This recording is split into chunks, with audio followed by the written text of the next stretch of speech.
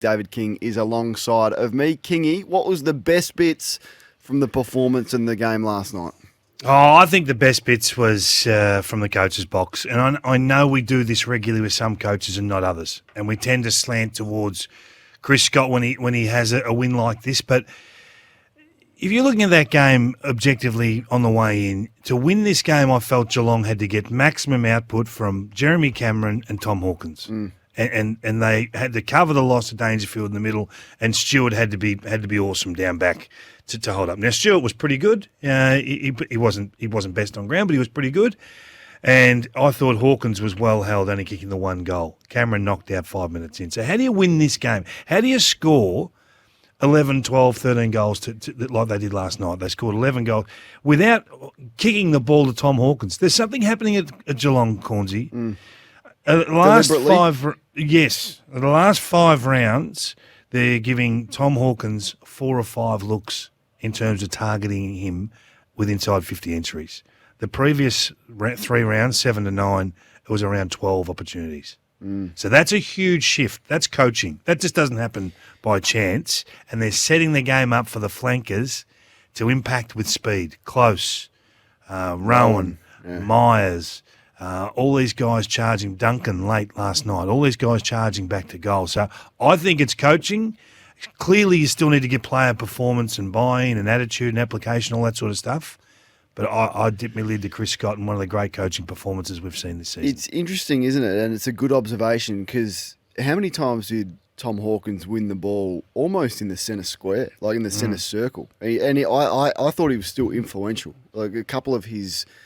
He's just a smart player. He just makes good decisions under pressure, and I thought that was the case. But you're right. It wasn't him leading up out of the goal square or inside 50. It hasn't been for a month. Yeah, it was winning the ball up the ground and then diverting his attention sideways, which he did a couple of times. The best bits for me, and so you've talked strategy, and rightly so, it was a great performance strategically from Geelong. I'm just going to talk effort for a minute because that game was won on pure will in the last quarter. And a couple of their players who have been down, and I looked at Atkins, and his performance in the last quarter last night was reminiscent of what he did last year, but I hadn't seen it much this year. He had 9 tackles for the game and some big goal-saving tackles deep, and then his follow-up and his ability to win after putting the pressure on. De Koning, 2 goal-saving tackles in the last quarter. I thought he was excellent. So 20 tackles to 7 as a team in the last term, and the will and the effort to get themselves over the line after being down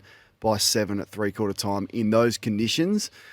I thought, gee, they just don't die. They just refuse to give up. I'd love to be a Geelong supporter. Yeah, it's a good call. They make you proud, don't they? Oh. And they regularly do it down there at Gidea Park. But sometimes you need a wild card performance as well. You need someone to bob up. And I know a lot of people have told me, Tanner Bruin, he can play, he can do this, he can do that. I really haven't sort of seen it. Seen sort of fits and starts, but he's like games from youngsters that can impact the scoreboard with and have a huge bearing on scoring and only have 20-odd touches of the ball. Although that's the best game that he's played for Geelong so far in his early stages. Let's have a listen to the coach who spoke about the performance of him and a couple of other youngsters. I thought Tanner Bruin was fantastic. Jack Bowes has come back. Jack was a loss to us when he hurt his calf and missed a month or so.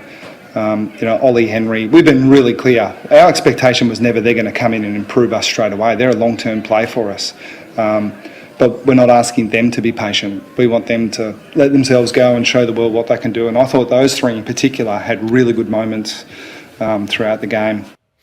That was the coach speaking of that, and I thought Henry was quiet but stood up, and Bowes, I'm yet to be convinced on Jack Bowes, but clearly Chris sees it a little bit differently to me. But you're right, Tanner Bruin's probably his best game, and the 2 goals were a bonus.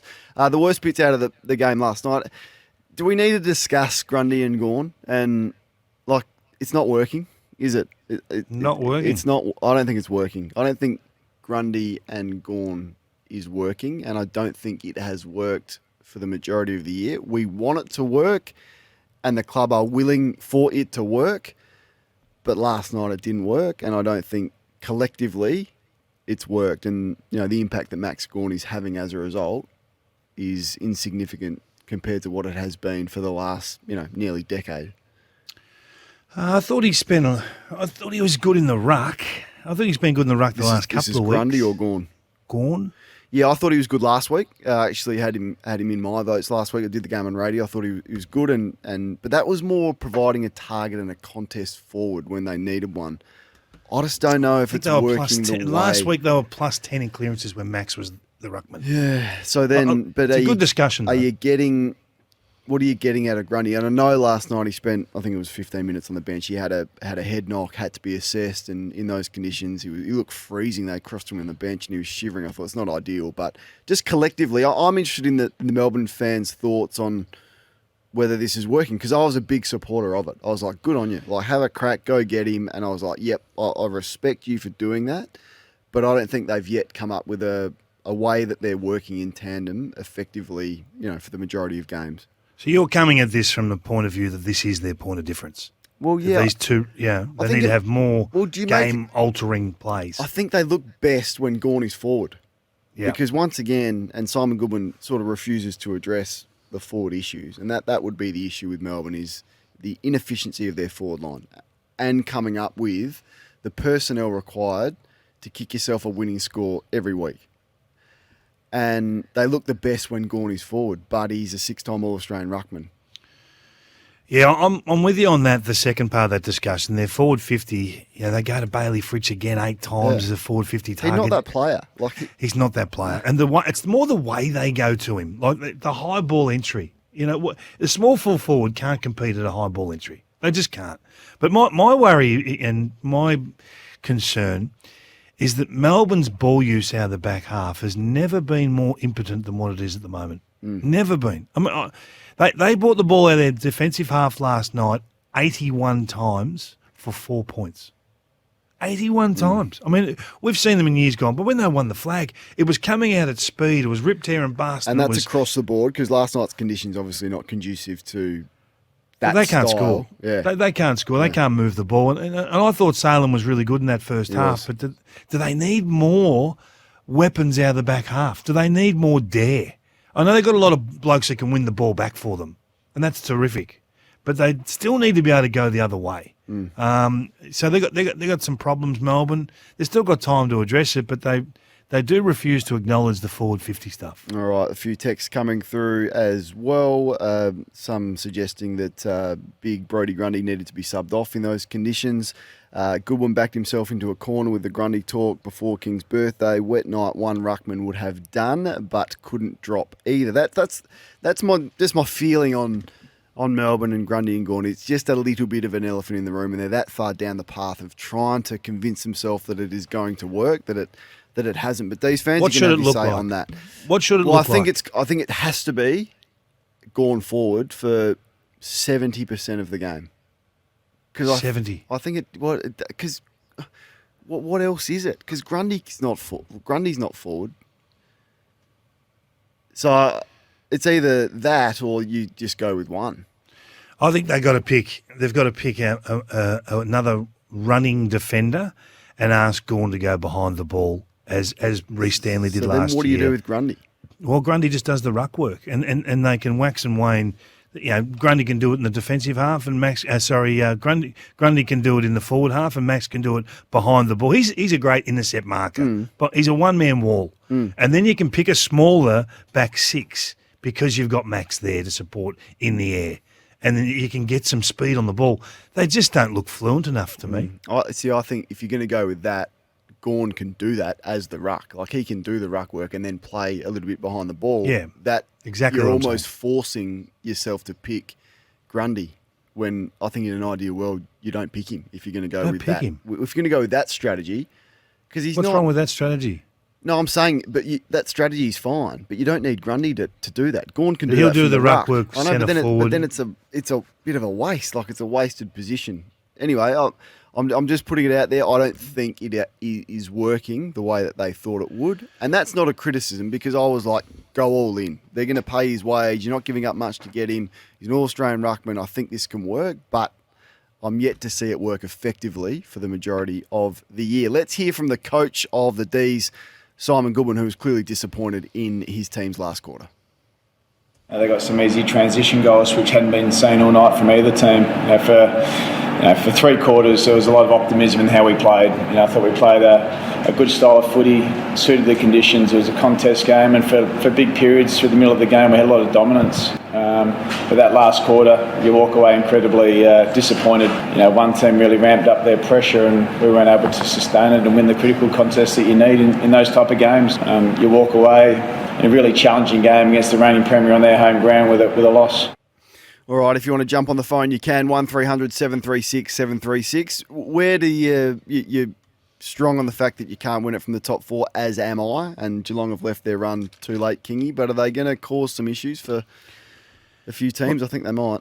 Yeah, you'd be stiff to finish 5th or 6th and run into the Cats first. But that's the way it is, isn't it? I mean, they've won without Radaglia, Guthrie, Dangerfield, and one other, and Jeremy Cameron going down 5 minutes in. So it's a huge win for them, huge win, and great to see it. But I still think there's time for them to gather their troops back and get some form going. But it was a win they had to have last night. And just the club, Melbourne, this is really strong on... I wasn't even aware of the rumours regarding Clayton Oliver, but the clubs across that, and they're really strong from Alan Richardson firstly, and then Simon Goodwin after the game. Now, he cleared it up with what is going on with Clayton Oliver. He had the hammy against Port, missed some footy, then had the infection, spent 5 days in hospital, and has returned out of hospital, and he's got a tight hammy, which needs to be scanned today. So I'd be a little bit pessimistic about the likely return of Oliver anytime soon. If he's got a tight hammy still, some 4 to 5 weeks after first injuring it, and it needs to be rescanned, I don't think we'll be seeing him in the next fortnight, I wouldn't have thought. No risks, but they had to come out and address the rumours. Yeah. I mean, you just can't allow one of your star players to be slandered like this. And, we were just talking out the back. We've got a young work experience kid out the back. He looks like Miles Fitzner, but he's lost 15 or 20 kilo. Just not even sure it's him, but he was doing some intrepid reporting live from the hospital on Clayton Oliver, I think. But Is that Fitzy? Fitzy, yeah. Really? Yeah, he's been crook. Didn't know that. He looked like a work experience kid these days. I thought he had been does. quiet. I thought Sammy brought his little brother in. Well, but, he's regaining his health. But the Oliver discussion's a good one. At what point does a club have to address it? And I had this argument with Sammy Eben last night. He's saying, no, don't address rumours. You'll end up addressing everything. But I think when it's so pointed at one of your top liners, the club has to support the player. No issue. And what Simon Goodwin said, I was like, gee, this is compelling. But if they'd only said that first, okay, like this is my point around the vagueness of injury reports. So eventually Melbourne clear up exactly what is going on with Clayton Oliver. I now know the real issue with Oliver. Why wouldn't they have said that 4 days ago, 5 days ago, 2 weeks ago? Just give us the information so then rumours like this don't spread. And Geelong are the worst at it. Geelong's injury is a disgrace, as we've spoken about. Your team, North, do this magnificent injury report. Like it is magnificent. It breaks down. Who do they think they're fooling? Exactly right. No one. It is not. All you are doing is serving your fans for the teams that do it well. And Essendon are pretty good at it. And North are the best that I've seen so far this year. And the others, no wonder you get yourself into trouble because, he's got an infection. Admittedly. It's not a hammy. He's going to be back. He's not back. He's just tell us what is going on. So then rumours like this don't start. Kingy, who's the second best team in it? Is Port Adelaide the second best team in it? You just refuse to admit that they're a good side. I'm asking. No, They've won 11 in a row. You could make a case to the best team in it. I'm holding firm on the Pies, and I'm just desperate to see how they're going to use Jeremy Howe, whether he becomes a wingman or even goes forward. If he goes back, does that free up Nick Dacos, who will be the best centre-forward player in the competition as soon as he plays that role? Yeah. Why don't they do that now? Especially with the goalie out. I'd wait. All right. I'd go about round 20. Just keep something up your sleeve. Keep something up the sleeve that just to throw at them late in the piece. Kingy, it's time for First Thoughts Friday, and it's all thanks to Duncan Thompson. Duncan Thompson Extensions start the conversation today. What hit you when you saw the release of the teams being named yesterday? Oh, you know what the first name that hit me? My man. DGB. Yes. Denver Granger Barras. There's a pulse. There's a pulse. I don't know if he actually gets a game. He's on the ends. It's a long list of ends. But with Sicily out, Maybe you're right. Maybe they just need to look at him. The second thing that hit me was I'm loving the ins column at the moment. So clubs that are at the top of the table getting stronger. Jamie Elliott, Jeremy Howe come back into the Collingwood lineup. Outstanding set of ins. Fremantle dropped 3 players. I want to get to Fremantle later on. They dropped Banfield, O'Driscoll and Sturt. The usual suspects. I was going to say it's the same magnets. I don't reckon they've ever been welded to any whiteboard at all, those 3 magnets. I thought that as well. I was like, how pathetic. Like, on the back of that performance, you drop Banfield. Like, he's in, out like a yo-yo. So that was a real strong statement from that. Statement stuff, My first thoughts are on Brisbane, and I like the look of their forward line. A little bit smaller in their forward line. So Hipwood and Danaher surrounded by smalls. So Cameron, Bailey, McCarthy, and Rayner. That's dangerous to me. So Darcy Fort was omitted, so I just like that. And on the opposition that they're playing, we'll speak to Brendan Goddard about this. My first thought is that there's some lucky Saints possibly on their last chance. And some big names. Give me a name. Howard. Dougal Lucky. Howard. I don't know if it's lucky, but last opportunity. Skating on thin ice, to use a term my grandmother would have used. And Gresham's probably the other one. Skating on very thin ice. And there's cracks appearing. Pop quiz here. Some of the names, Kingy, I'll just put this to you. Okay. Keep or let go. They're your only 2 options, all right? Tom de Koning. Well, keep, but at your price. That's it. At your price. Mitch McGovern. See ya. Nick Newman. Keep, but it's not going to have a massive bearing, but keep. Jack Silvani. See ya. Chin Cotter. Keep. Definite keep. Kemp. Yeah, definite keep. Marchbank. Thanks for playing. Cunningham. Thanks for playing. Philp. Hasn't played much footy, has he? We haven't seen the best of that Ed young Curnow. draft pick. Thanks, Ed. You've been a warrior. Thanks, Ed. Josh Honey. We're delisting a few here. I'd like to have another look at Josh. Fogarty. Lockie Fogarty. Yeah, keep. Plowman's in all sorts of trouble, so he can. I'll answer that one for you. He's gone. And probably should have been 3 years ago. Paddy Dow. No, I want him to hang around because I love the constant conversation.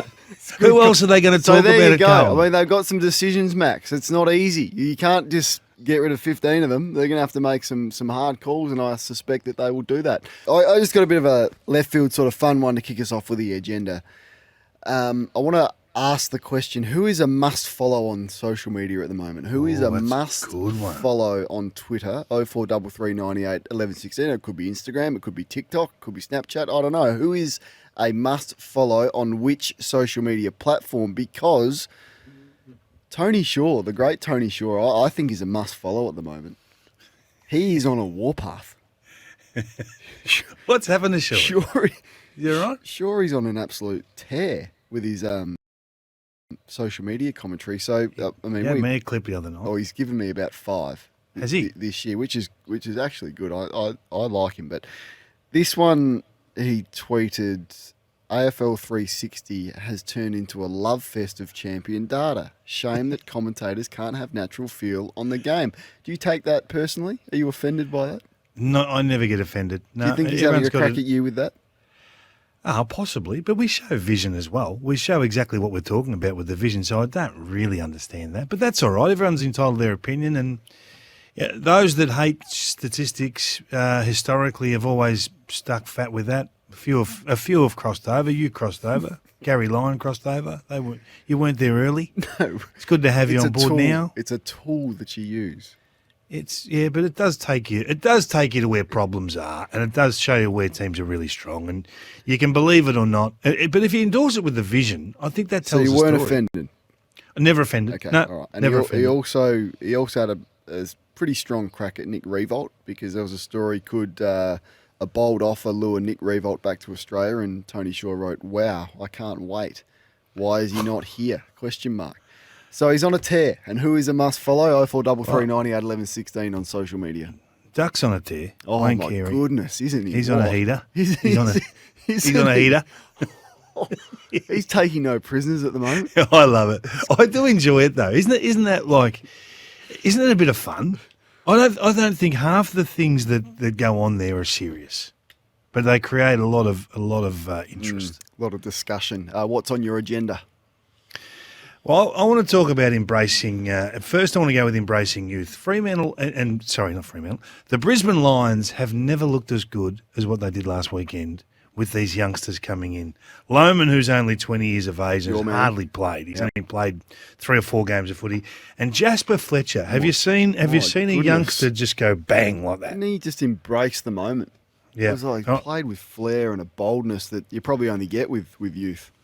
So Hoyne and I noticed you've stolen my man Hoyne, and you're now stealing You're now stealing some of our content from last year, which was the runway. He said that. I didn't. You said it. I heard it. Disarm doors, lockdown, get your hosties out, or whatever you went with as an intro. He the other had night it was on the embarrassing. agenda, not me. Oh, God.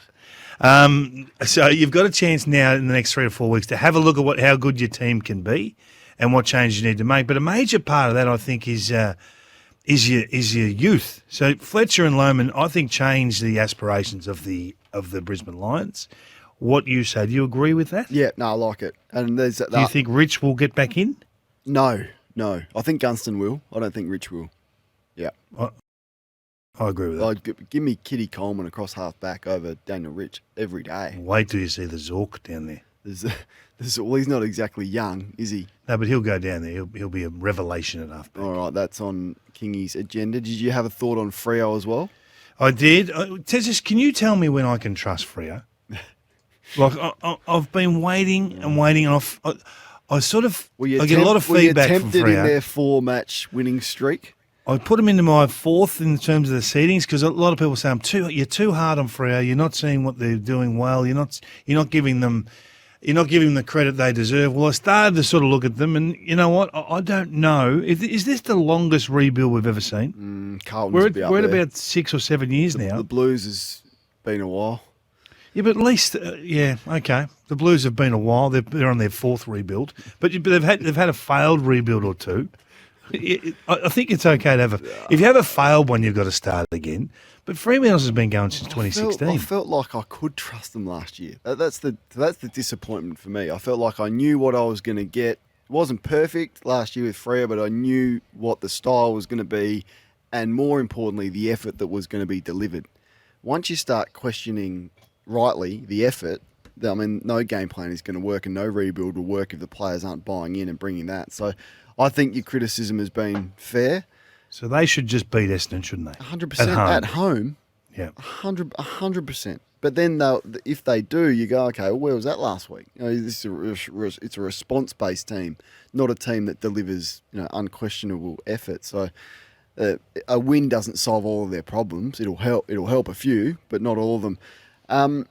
We're in the same spot with Stuart Dew, aren't we? I just want to put this on the agenda. Like, should they lose to the Hawks, and even if they don't, we're still in the spot with Stuart Dew about his job, King. I know you're his biggest fan, and we love getting him on the program and all of that. What is it going to take for the questions over his job to evaporate?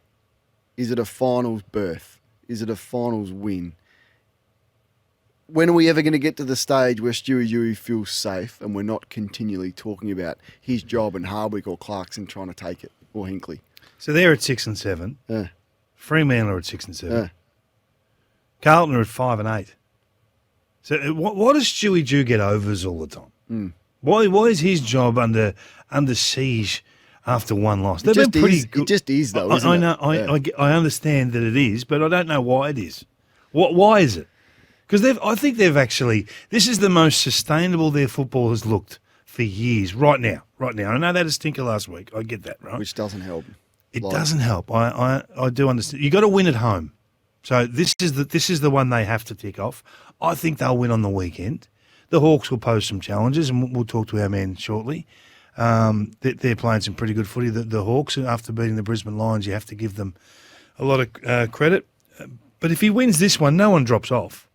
Even if he wins this, the same conversation next week. Well, Damien Hardwick's still sitting there. How about we get Damien Hardwick in? He'll do a better job. It's the same. It's the same conversation every week, mate. Doesn't matter whether he wins or loses. All right, Don't you think? Yeah. Well, I'm just wondering what is going to be the achievement for him that he needs, and maybe he's clear with that with the club. Maybe the club gives him the clarity that he needs to say, okay, you are secure if you get us to finals this year, and then if we win one, I think there needs to be some parameters around. Okay, well he knows. Do we need to hear from him? Well, we don't hear from him at all, do we? Do we need to hear from him right now to say, hey, he's our man? Probably. I mean, Tony Cochrane gave you that. He's not there anymore, so you definitely lose that. The name of the new chairman escapes me, but I can't remember him talking at all. Mark Evans, does he talk often enough? Probably not. And it feels like it is left to Stewie to fight his own battles. That's the feeling I get, and he was doing that again in the post-match after the Blues last weekend. But yeah, it's frustrating and a bit tiresome that we're always in the same position with Stewie Dew, and part of it is his own fault and the club's fault and that of his players. So I get it, but it seems very repetitive year on year.